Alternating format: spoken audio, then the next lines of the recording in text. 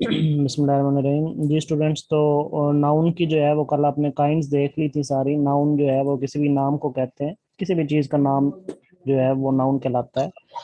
और इसकी काइंड्स में हमने जो है वो डिफरेंट काइंड्स देखी थी, जिसमें कॉमन नाउन, भाई अपनी आवाज़ बंद कर दें, जिसमें कॉमन नाउन था। कॉमन नाउन जो है वो आम नाम होता है, जिसको हम इसमें नकरा कहते हैं। फिर उसमें प्रॉपर नाउन था।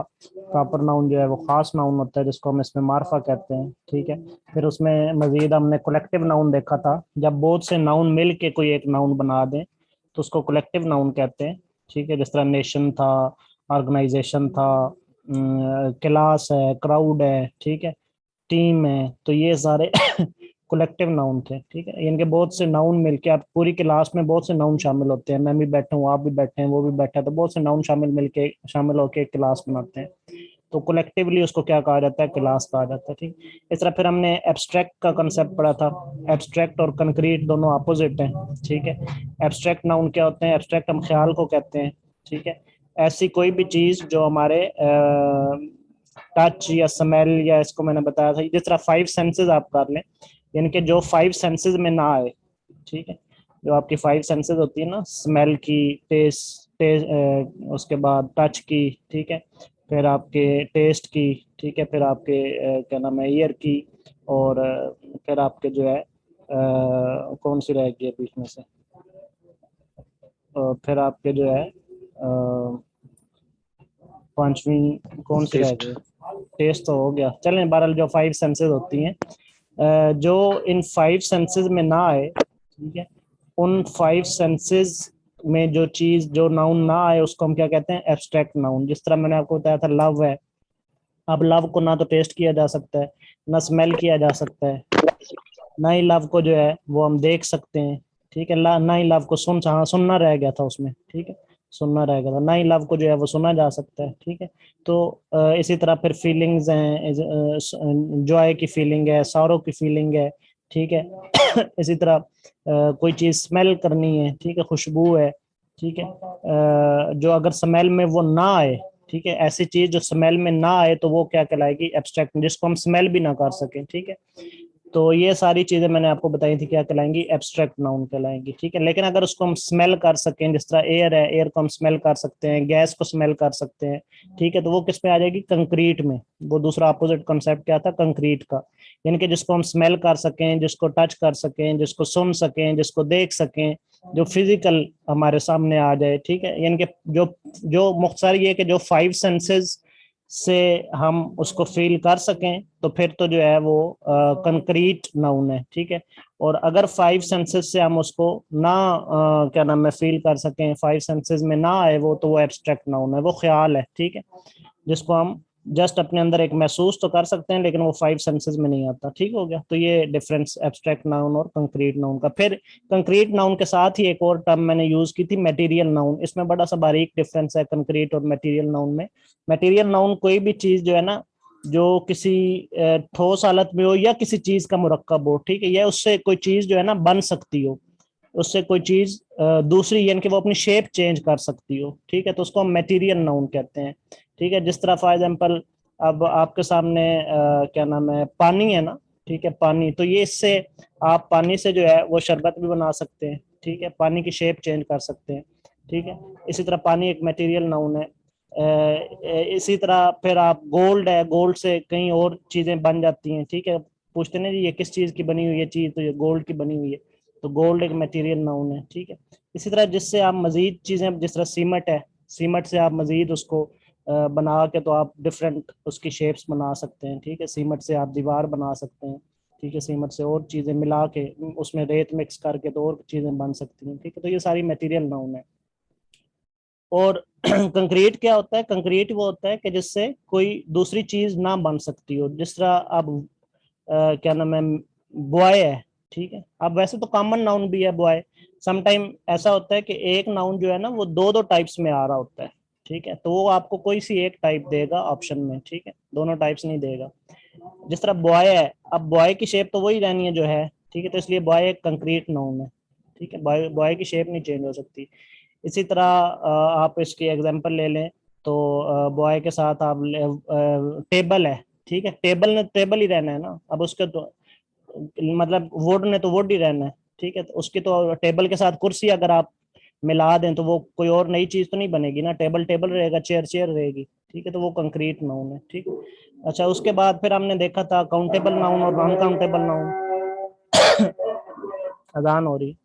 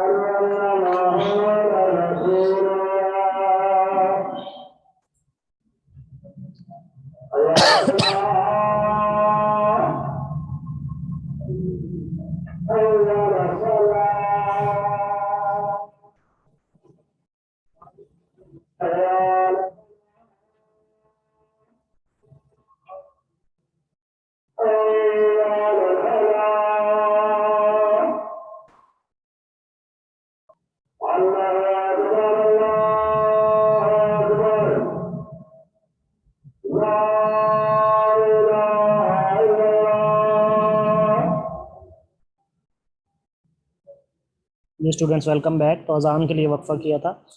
तो मैंने कहा था फिर इसमें हमने काउंटेबल और नॉन काउंटेबल देखे थे। काउंटेबल वो कि जिनको हम काउंट कर सकें, ठीक है। नॉन काउंटेबल वो कि जिनको हम काउंट ना कर सकें, ठीक है, तो वो नॉन काउंटेबल होंगे। जिस तरह अब एप्पल्स हैं, एप्पल्स को, अच्छा एक बात आपने कल भी शायद मैंने बताई होगी, मेजरमेंट और जो है ना काउंटिंग, ये अलग अलग कॉन्सेप्ट है, ठीक है। अब मेजरमेंट और चीज है, मेजरमेंट को आपने ध्यान में नहीं रखना। एक चीज होती है जिसको मैयर कर सकते हैं, ठीक है, तो वो क्या नाम है, जिस चीज को हम मैयर कर सकते हैं, ठीक है, वो अनकाउंटेबल भी हो सकती है। यानी कि मेजरमेंट और अनकाउंटेबल जो है ना, वो अलग अलग अलग टर्म्स है। अब जिस तरह एप्पल्स हैं, एप्पल्स की अगर मैं मेजरमेंट की बात करूं तो मैं कहूंगा ये 1 किलो है, ये मेजरमेंट है। लेकिन अगर एप्पल्स को मैं काउंट करने की बात करूं तो मैं कहूंगा 5 एप्पल्स हैं, तो ये काउंटिंग है, ठीक है। इसलिए काउंटिंग और चीज है, मेजरमेंट और चीज है, तो मेजरमेंट को आपने बीच में शामिल नहीं करना। तो काउंटिंग की बात हो रही है, जिसको गिना ना जा सके, जिसको गिना जा सके वो काउंटेबल, और जिसको गिना ना जा सके वो अनकाउंटेबल, ठीक है। जिस तरह अब सैंड है, हम ये तो नहीं कहते ना ये 2 सैंड है, ये 3 सैंड है, ये 4 सैंड है। सैंड वर्ड सिर्फ सैंड यूज होता है। अब सैंड इसका मतलब है नहीं गिनी जा सकती, ठीक है। तो इसी तरह फिर उसके बाद जो है वो बुक्स हैं, बुक्स को आप गिन सकते हैं, ठीक है, वो काउंटेबल है, ठीक है। तो इसमें अच्छा, अक्सर जो अनकाउंटेबल नाउन है ना, उनके साथ एस भी नहीं लगता। अनकाउंटेबल नाउन के साथ हम एस का इजाफा नहीं करते, ठीक है। जिस तरह साल्ट है, ठीक है, तो कभी हमने साल्ट्स नहीं कहा, क्योंकि अनकाउंटेबल है ना, पूरी चीज मिलके ये एक नाम बना रही है, ठीक है। तो साल्ट है ना, तो साल्ट्स कभी नहीं कहा। फ्लोर है, अनकाउंटेबल है, तो फ्लोर्स कभी नहीं कहा। वाटर है, वाटर को हम गिन नहीं सकते कि ये 1 वाटर है, ये 2 वाटर है या 5। वाटर की पैमाइश कर सकते हैं लेकिन गिन नहीं सकते, ठीक है। पैमाइश हम कर सकते हैं, फॉर एग्जाम्पल एक गिलास में वाटर हो तो हम कह सकते हैं ये ½ लीटर वाटर है, ठीक है, ½ लीटर वाटर है, ठीक है। पैमाइश और चीज है, लेकिन हम ये नहीं कह सकते कि ये 2 वाटर है या 5 वाटर है, ये 6 वाटर है, ठीक है। इसलिए वाटर क्या है, अनकाउंटेबल नाउन है, ठीक है। लेकिन अब ये जितने भी हैं, अब इनके साथ किसी के साथ एस नहीं आ रहा, ठीक है। वाटर के साथ वाटर्स नहीं कहते हम, ठीक है। लेकिन जो काउंटेबल है उनके साथ एस लगता है, ठीक है। जिस तरह एप्पल जब काउंटेबल बनेगा, ठीक है, 2 एप्पल 5 एप्पल तो एप्पल्स हो जाएगा। बुक से बुक्स हो जाएगा, पेन से पेन्स हो जाएगा, ठीक है। तो इस तरीके से फिर उसके बाद हम सिंगुलर और प्लूरल नाउन पे आए थे। सिंगुलर वाहिद नाम और प्लूरल जमा नाम मजीद मैं एक्सप्लेन नहीं करूंगा, कल कर दिया था, बड़ा सिंपल है। तो ये हमने नाउन की काइंड जो हैं वो देखी थी, और फिर हमने कुछ सिंगुलर प्लूरल नाउन्स की प्रैक्टिस भी की थी, कि उसमें कुछ ऐसे नाउन्स होते हैं जो सिंगुलर नाउन होते हैं लेकिन वो वर्ड प्लूरल होता है उनको, लेकिन यूज जो है वो सिंगुलर नाउन के तौर पे किया जाता है। ये आपका जो सब्जेक्ट वर्ब एग्रीमेंट के क्वेश्चन होते हैं ना, वो अक्सर स्टूडेंट्स को वैसे ही करवा दिए जाते हैं, वैसे नहीं करवाने चाहिए, एक तरतीब से करवाने चाहिए ताकि उनको समझ आए। अब मैं आपको सिर्फ नाउन्स के करवा रहा हूँ, ठीक है। तो वो उसमें ये करेक्शंस जो हैं ये आपकी अक्सर आई होती हैं, ठीक है। सिंगुलर वर्ड जो है वो क्या होता है, प्लूरल वर्ड लग रहा होता है, जिस तरह मैथमेटिक्स मैंने आपको बताया था, या इसी तरह एथिक्स बताया था, वर्ड प्लूरल लग रहा होता है लेकिन उसका यूज सिंगुलर होता है। इसी तरह कुछ वर्ड सिंगुलर लग रहे होते हैं लेकिन उनका यूज प्लूरल होता है, जिस तरह सीजर्स है, ठीक है, सन ग्लासेस है, ठीक है, उनका इस्तेमाल यानी कि इस्तेमाल मतलब उनके साथ जो हेल्पिंग वर्ब लगता है ना वो प्लूरल वाला लगता है, ठीक है। इस्तेमाल मतलब कि उनके साथ जो हेल्पिंग वर्ब लगाया जाता है यानी कि इज नहीं लगता, फिर आर लगता है, ठीक है। तो ये सारी चीजें जो है वो कल मैंने डिस्कस की थी। अब नेक्स्ट आते हैं, ये मैंने वैसे कल की रिवीजन कर दी कि चलें कल का लेक्चर अगर किसी का आगे पीछे हो भी गया तो उसकी तरफ रिवाइज हो जाए या बाकी सबको भी रिवाइज हो जाए। तो अब आते हैं कि ये नाउन्स जो हैं इनका ये आमतौर पर होता ही है कि जो सब्जेक्ट और ऑब्जेक्ट है ना आपका, ठीक है, तीन ही चीजें होती हैं मेन आपके सेंटेंस में। आपका सब्जेक्ट होता है, ठीक है, सब्जेक्ट होता है, फिर यहाँ पे वर्ब होता है, ठीक है, और मेन तीन ही चीजें होती हैं, ठीक है, और फिर जो है वो आपका ऑब्जेक्ट होता है, ठीक। और फिर इसके साथ साथ जो चीजें ऐड होती रहती हैं आगे पीछे वो क्या होता है, आपका एडजेक्टिव होता है, ठीक है। और इसी तरह आपका एडवर्ब हो गया, preposition होगी, तो ये चीजें जो है ना वो ऐड होती रहती हैं, ठीक है, एडवर्ब्स हो गए, ठीक। अच्छा, आमतौर पर क्या होता है कि जो नाउन है ना वो आमतौर पर अमूमन सब्जेक्ट होता है या ऑब्जेक्ट होता है, ठीक है। अगर सर सब आपकी आवाज कट रही है। बाकियों को भी काट रही है, सर आपकी वॉइस जो स्टार्ट हो रही है। सर आपकी आवाज जी कट रही सर। है। अच्छा चले मैं 1 मिनट स्टॉप करता हूँ, शायद कोई नेट इशू आ गया, मुझे बताइएगा जब क्लियर होगी। सर आपकी आवाज नहीं आ रही। अच्छा मैं स्टॉप कर दिया अभी 1 मिनट, मुझे बताइएगा जब क्लियर होगी। सर अभी क्लियर है सर। हाँ जी क्लियर होगी है। हाँ यस जी सर अब क्लियर हो क्लियर गया। है। चलें, वो सम टाइम कुछ शायद बीच में आ जाती है डिस्टॉर्शन। अच्छा तो मैं कहाँ से क्लियर नहीं हुई थी, कहाँ से कटी थी, क्या बता रहा था सर मैं? जी एडजेक्टिव से यहाँ ऑब्जेक्ट तक बता दिया था। चले मैं यही बता रहा हूँ कि नाउन्स जो है ना वो सब्जेक्ट को या ऑब्जेक्ट के तौर पे हम नाउन का इस्तेमाल करते हैं अमूमन, अमूमन मैंने कहा है, ठीक है। सब्जेक्ट की अगर मैं एग्जांपल दूं तो सब्जेक्ट में फॉर एग्जांपल अली है, बुक है, ठीक है, इसको हम सब्जेक्ट के तौर पे इस्तेमाल करेंगे। और ऑब्जेक्ट के तौर पे कौन कौन से नाउन्स आ जाएंगे इसी तरह, जिस तरह हम इस्तेमाल करते हैं जी स्कूल, अली कहाँ जा रहा है, स्कूल जा रहा है। अब स्कूल भी तो एक नाउन ही है, ठीक है, स्कूल भी एक नाम है ना, ठीक है, कॉमन नाम है, ठीक है, कॉमन नाउन है, स्कूल भी तो एक नाउन ही है, ठीक है। या जहाज कहाँ पे उड़ रहा है, एयर में उड़ रहा है, ठीक है, तो एयर जो है वो ऑब्जेक्ट के तौर पे इस्तेमाल हुई है, तो एयर जो है वो क्या है, ऑब्जेक्ट है और नाउन है, ठीक है, एयर जो है वो क्या है, ऑब्जेक्ट भी है और नाउन भी है, ठीक है। इसी तरह सब्जेक्ट और ऑब्जेक्ट के तौर पे जो है वो नाउन का इस्तेमाल होता है।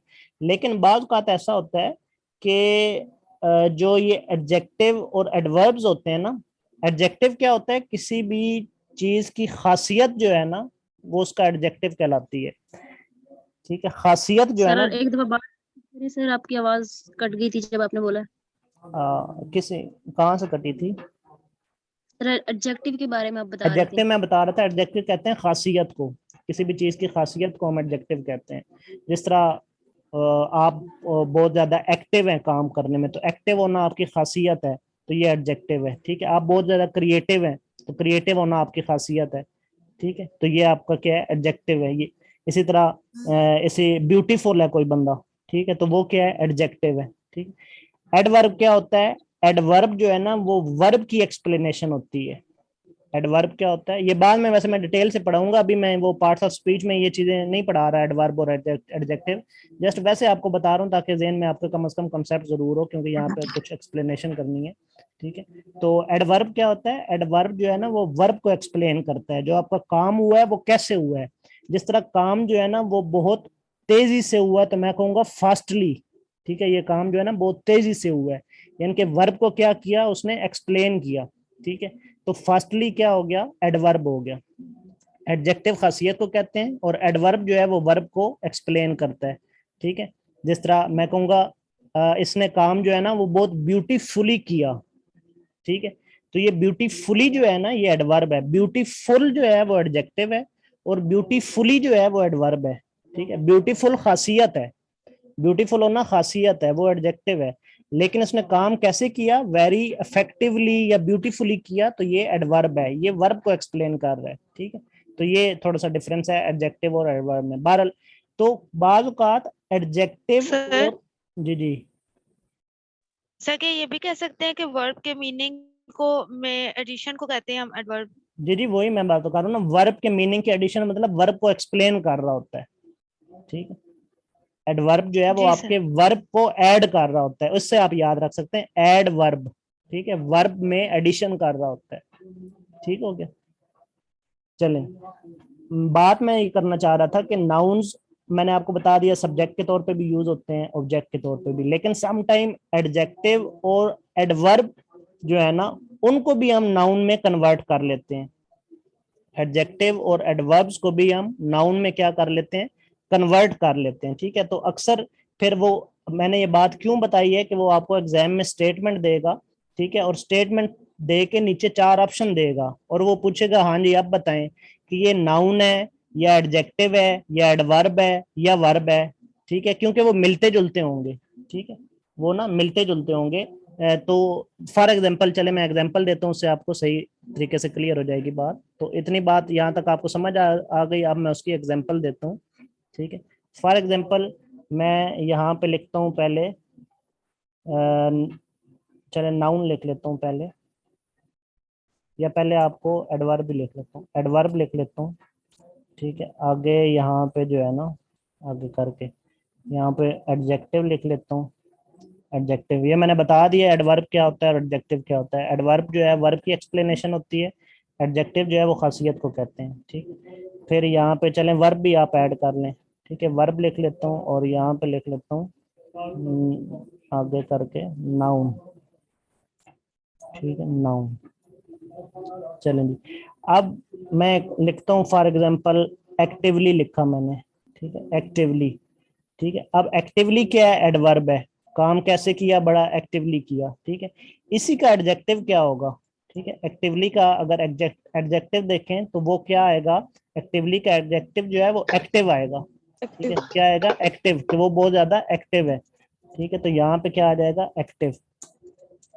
एडजेक्टिव जो है चूंकि खासियत होती है, तो अगर उसने काम एक्टिवली किया है तो वो एडवर्ब है, और अगर वो बड़ा एक्टिव मैन है तो ये उसकी खासियत है, तो ये एडजेक्टिव है। और वर्ब क्या आ जाएगा, एक्ट, इसी का वर्ब क्या आ जाएगा, एक्ट। और नाउन क्या आ जाएगा, ठीक है, नाउन यहाँ पे क्या बनेगा, इसी से हम एक्शन बना लेंगे, the action, action was very fast. अब एक्शन क्या है, नाउन बन गया है। बात समझ आ रही है मेरी आपको। अब वो पूछेगा, अगर वो लफ्ज एक्शन दे दे और पूछे कि ये क्या है तो ये नाउन है, अगर एक्ट दे दे जो काम हुआ है तो वो वर्ब है, ठीक है। और अगर उसकी खासियत बता दे एक्टिव तो वो एडजेक्टिव है, और अगर उसका तरीकाकार बता दे कि वर्ब हुआ कैसे है, ठीक है, तो वो क्या है, एक्टिवली हुआ है, ठीक है, तो वो क्या है आपका एडवर्ब है, ठीक है। इसी तरह चलें 2-3 और एग्जांपल लिख देता हूँ मैं, जिस तरह बेनिफिशली है, बेनिफिशली, बेनिफिशियली, ठीक है, बेनिफिशियली है, ये क्या हो गया, एडवर्ब हो गया। और अक्सर एडवर्ब के आखिर में ना वाई आता है, ठीक है, जिस तरह एक्टिवली, बेनिफिशियली, इसी तरह डिफरेंटली, ठीक है, इसी तरह डिस्ट्रैक्टेडली, ठीक है, जस्टिफाइबली, स्लोली, एल वाई जो है ना वो उसके आखिर में आता है जो एडवर्ब है अक्सर, ठीक है। इसी तरह एडजेक्टिव इसका क्या बनेगा, बेनिफिशियली का बेनिफिशियल, इसकी खासियत क्या बनेगी, बेनिफिशियल, ठीक है, ये आपके लिए बहुत बेनिफिशियल है, इसकी खासियत क्या है कि ये बेनिफिशियल है। और इसका वर्ब क्या बनेगा, बेनिफिट, बेनिफिट। और इसका नाउन अब क्या बनेगा यहाँ पे, ठीक है, इसका नाउन जो है वो बेनिफिशरी बनेगा, बेनिफिशरी, बेनिफिशरी कहते हैं बंदे को, ठीक है, जो बेनिफिशरी होता है ये नाउन बन जाएगा, ठीक है, जिसको फायदा होता है, ठीक है, फायदा उठाने वाला, बेनिफिशरी, ठीक है। तो देखें वर्ड सेम सेम है लेकिन आगे ये डिवाइड हो रहे हैं, बेनिफिशरी है तो नाउन है, बेनिफिट है तो वर्ब है, बेनिफिशियल है तो एडजेक्टिव है, और बेनिफिशियली है तो एडवर्ब बन गया, ठीक है। इसी तरह आप क्रिएटिवली लिख लें, चलें क्रिएटिवली, ठीक है, ये क्या एडवर्ब। अब इसी का एडजेक्टिव बनाना हो तो क्या बनेगा, ही इज वेरी क्रिएटिव, उसकी खासियत क्या है कि वो बहुत क्रिएटिव है, और काम उसने कैसे किया है, बड़ा क्रिएटिवली किया है, तो वो एडवर्ब है, ठीक है। और इसका वर्ब क्या बनेगा, क्रिएट, क्रिएट, ठीक है, इसका वर्ब क्या बन जाएगा, क्रिएट। और इसी तरह अगर इसका नाउन बनाना हो तो फिर क्या बनेगा, क्रिएशन, क्रिएटर क्रिएशन। ठीक है, his creation was very good. Clear हो गया? क्रिएटर नहीं आ सकता, क्या चीज, क्रिएटर भी कह सकते हैं, क्रिएटर। ठीक है जी जी, क्रिएटर भी कह सकते हैं, क्रिएटर, क्रिएटर भी आ सकता है। तो आपको अब आपको समझ आ गई कि कैसे कन्वर्ट होते हैं, नाउन क्या होता है, वर्ब क्या होता है, एडजेक्टिव क्या होता है और एडवर्ब क्या होता है। जी स्टूडेंट्स, क्लियर हो गया यहाँ तक? जी सर, क्लियर हो गया। चले, थैंक यू सो मच। इसी तरह आप फॉर एग्जांपल लिख देते हैं रिलायबिलिटी। ठीक है, रिलायबिलिटी अब क्या है मुझे बताएं, रिलायबिलिटी क्या है? एडवर्ब। रिलायबिलिटी, सर ये नाउन नहीं बनता? नाउन, रिलायबिलिटी जी एग्जैक्टली, ये नाउन है। ठीक है, रिलायबिलिटी नाउन है। ठीक है, कहते हैं ना जिसकी रिलायबिलिटी कितनी है, तो वो नाउन के तौर पे यूज होता है। The reliability of this test was this and this. ठीक है, इस टेस्ट की रिलायबिलिटी जो है वो इतनी थी। ठीक है, या इस इंस्ट्रूमेंट की रिलायबिलिटी इतनी थी। तो रिलायबिलिटी जो है वो क्या है, नाउन है। तो ये नाउन की, इसका एडवर्ब क्या होगा रिलायबिलिटी का? मैंने कहा है कि एडवर्ब में एल वाई लगता है। ठीक है, तो इसको क्या बनाएंगे रिलायबली। ठीक है, इसमें एल वाई लगाएंगे। ठीक है, और इसका एडजेक्टिव क्या बनेगा, एडजेक्टिव रिलायबल। ठीक है, आप, हाँ आप सबको समझ आ गई है, रिलायबल। वर्ब क्या बनेगा, रिलाय, एग्जैक्टली। ठीक है, रिलाय। और ये क्या बनेगा, रिलायबिलिटी जो है ये यहाँ पे नाउन आएगा। चले, आई थिंक आपको ये कॉन्सेप्ट जो है यहाँ पे क्लियर हो गया। चले अब नेक्स्ट आते हैं। कल मैंने आपको रूल बताया था कि सिंगुलर और प्लूरल की जो सब्जेक्ट एग्रीमेंट आते हैं ना, ठीक है, सिंगुलर और प्लूरल के, ठीक है, वो मैंने आपको बताए थे। जो कि सब्जेक्ट वर्ब एग्रीमेंट पूछे जाते हैं। सिंगुलर यानी कि लफज जो है वो सिंगुलर है लेकिन प्लूरल इस्तेमाल होता है, लफज प्लूरल है लेकिन सिंगुलर इस्तेमाल होता है। जिस तरह मैथमेटिक्स, स्टैटिक्स की एग्जांपल मैंने आपको दी थी। अब मजीद क्वेश्चन जो है ना नाउन्स में से, वो अक्सर देता है कलेक्टिव नाउन्स के। ठीक है, नाउन्स में से मजीद वो क्वेश्चन जो आपके एग्जाम में देता है, चूंकि हमने तो एग्जाम पॉइंट ऑफ व्यू से तैयारी करनी है, तो ये इसके बाद मजीद वो इंपॉर्टेंट क्वेश्चन देता है आपके कलेक्टिव नाउन से। अब इसकी कुछ एग्जांपल्स देख लेते हैं कलेक्टिव नाउन्स की। अब इसको थोड़ा गौर से सुनेंगे। कलेक्टिव नाउन का कॉन्सेप्ट मैंने आपको समझा दिया है, अब थोड़ा सा एडवांस लेवल पे मैं आपको बताना चाह रहा हूँ कलेक्टिव नाउन्स की, जो एग्जाम पॉइंट ऑफ व्यू से इंपॉर्टेंट है। ठीक है, कॉन्सेप्ट आपको सबको मैंने बता भी दिया, फिर भी मैं एक्सप्लेन कर देता हूँ। कलेक्टिव नाउन वो होता है कि जो दो या दो से ज्यादा नाउन से मिल के बनाओ। ठीक है, जो बहुत से नाउन से मिलके एक नाउन बनाओ, वो कलेक्टिव नाउन होता है। जिस तरह टीम है, ठीक है, टीम में बहुत से नाउन है, 2-4 बंदे, 5-6-10 जितने भी हैं, वो सारे मिलके एक नाउन बनाते हैं जिसको हम टीम कहते हैं। ठीक है, इस तरह कमेटी है। ठीक, कमेटी एक बंदे की तो नहीं होती ना। ठीक है, वो जो निकलने वाली कमेटी होती है वो शायद एक बंदे की हो जाए। ठीक है, लेकिन वैसे जो कमेटी होती है वो एक बंदे की नहीं होती। ठीक है, और उसके बाद जो है इसी तरह ज्यूरी है। ठीक है, वो एक कलेक्टिव क्या नाम है, बॉडी है। ठीक है, तो इस तरह जो कलेक्टिव चीजें होती हैं ना, उसको हम कलेक्टिव नाउन कहते हैं। क्लियर हो गया? अच्छा, अब इसमें बारीक बात क्या है, एडवांस लेवल पे थोड़ी बारीक बात क्या है?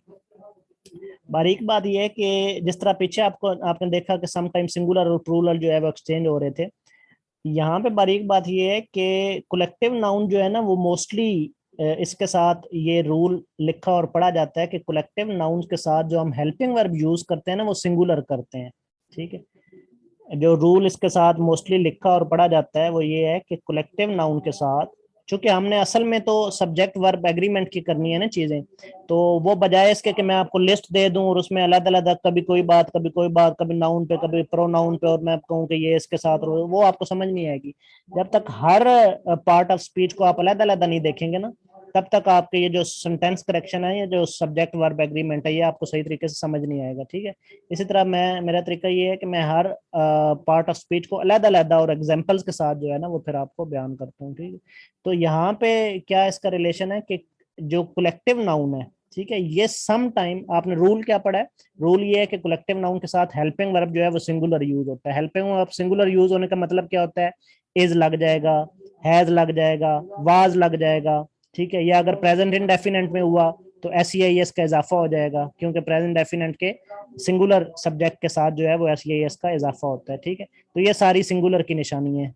ठीक है, अब हेल्पिंग वर्ब प्लूरल का क्या मतलब है, आर लग जाएगा, वर लग जाएगा, हैव लग जाएगा। ठीक है, इसी तरह अगर प्रेजेंट डेफिनेट में है तो SEIS नहीं लगेगा। ठीक है, सब्जेक्ट के साथ, तो ये प्लूरल की निशानी है।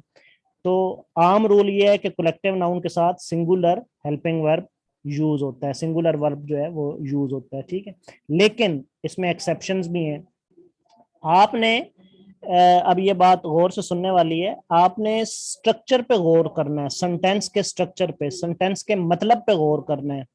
अगर तो कलेक्टिव नाउन जो इस्तेमाल हुआ है वो कलेक्टिव नाउन से ये सेंस जाहिर हो रही हो कि वो कलेक्टिव नाउन जो है वो मिल के कोई एक काम कर रहा है। ठीक है, यानी कि वो मिल के कोई सिंगुलर कॉन्सेप्ट दे रहा है। कलेक्टिव नाउन, मैं फिर रिपीट कर रहा हूँ, कलेक्टिव नाउन मिल के, यानी कि जो भी टीम है या कमेटी है वो मिल के आगे जो कंसेप्ट दे रही है वो कोई सिंगुलर दे रही है, कोई काम जो हो रहा है वो सिंगुलर हो रहा है। ठीक है, तो आप इसके साथ सिंगुलर हेल्पिंग वर्ब यूज करेंगे।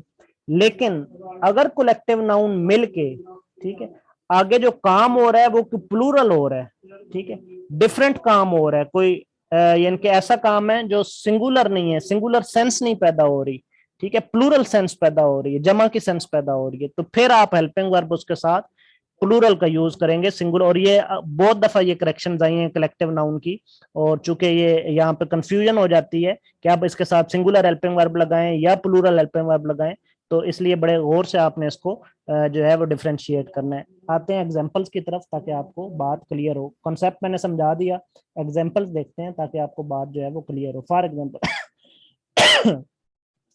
मैं कहता हूं जी, the team dash showing showing क्या लिखें, चलें कुछ लिखें, signs of frustration और anger, एंगर, सॉरी एंगर कह रहा हूँ, एंगर।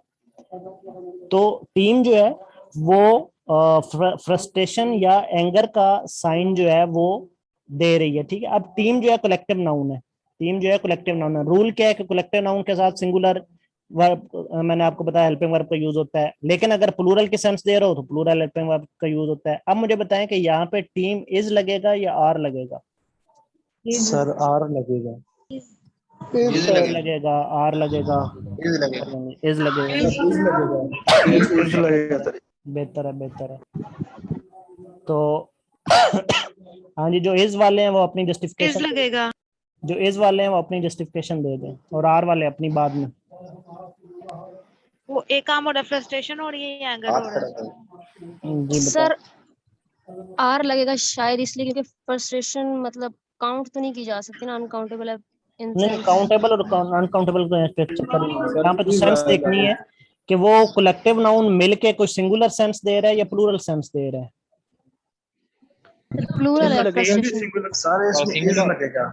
अच्छा चले, मैं नीचे एक और एग्जांपल, टीम मिलके एक काम कर रही है। चलें ठीक हो गया, आप लोगों की मैंने राय ले ली। एक और मैं एग्जांपल नीचे देता हूँ। द टीम, मैं बताता हूँ। The team showing science of frustration. अब आप बताएं कि इज लगेगा या आर लगेगा? सर अब इज लगेगा। अच्छा जी, और बताएं। अब इज ही लगेगा सर। आर लगेगा। इज लगेगा। चलें ठीक है, अब भी आपके आ गई है, आपस में मुकाबला आ गया, कुछ कह रहे हैं इज लगेगा, कुछ कह रहे हैं आर लगेगा, तो एक बात पे अभी भी मुत्तफिक हम नहीं है। आर लगेगा सर, आर। ठीक है, तो देखा यहाँ पे कैसी कंफ्यूजन हो जाती है। आर लगेगा साइन के साथ इज लगेगा। दोनों में इज लगेगा सर। अच्छा अच्छा, चलें ठीक है, टीम मिलकर एक काम कर रही है। चलें ठीक है। अच्छा चलें एक और लेते हैं। द, बस ठीक है, मेंबर, चूंकि हम 97 पार्टिसिपेंट जो है ना, तो बारी सबको मौका दिया करें बोलने का। और फिर बोल के अपने ना माइक जरूर ऑफ किया करें, एक दफा आंसर दे के ना अपने माइक जरूर ऑफ कर दिया करें खुद ही, ठीक है। 100 स्टूडेंट हैं तो फिर जो है ना वो इस तरह सबके माइक ऑन होंगे तो फिर डिस्टरबेंस क्रिएट होगी। अच्छा जी, द मेंबर्स आप कर लें, the members of the team dash showing sign of frustration. ये अभी मीटिंग एंड हो जाएगी तो दोबारा इसी लिंक को दोबारा ज्वाइन कर लीजिएगा जी। अब बताएं इज लगेगा या आर लगेगा? इसमें आर आप लगेगा। यहाँ पे आर लगेगा। आर लगेगा सर। नंबर्स और अच्छा आर लगेगा, ठीक है। सर जी मेंबर्स आर लगेगा सर, आर ठीक है, लगेगा। सर ऊपर, इज लगेगा, आर लगेगा, ठीक है सर बेहतर ऊपर वाले दोनों में इज लगेगा और इसमें आर। है। ठीक है जी, बेहतर है, बेहतर है। अच्छा चलें एक और लेते हैं, इसका एक और लेते हैं, क्या लेते हैं? अच्छा चलें ऐसे कर लेते हैं, चलें टीम ही कर लें। The team dash living in various parts of London. जी आप बताएं, इज लगेगा या आर लगेगा? आर लगेगा। इज लगेगा सर, आर आर लगेगा। लगेगा, आर लगेगा। अभी भी कंट्राडिक्शन है। आर चलो लगेगा। सर इज लगेगा इज पार्ट ऑफ लंदन है तो फिर आर ही लगेगा। इज लगेगा। अच्छा बेहतर है। आर टीम के साथ शायद दूसरा लफ्ज ऐड सर करना आर पड़ेगा। लगेगा क्योंकि सर, इसमें यहाँ पे डिवीजन होना चाहिए टीम्स ना, कुछ होता है ना, बंदे किधर रह रहे हैं। अच्छा चलें एक और, एक लास्ट देखते हैं, लास्ट देखते हैं, ठीक है बेहतर जी, बेहतर है। द टीम, सर आप बता दें इसमें मैं इज बताता लगेगा हूँ, या मैं सारे बताता हूँ, सारे बताता हूँ, टेंशन ना लें। The team dash celebrating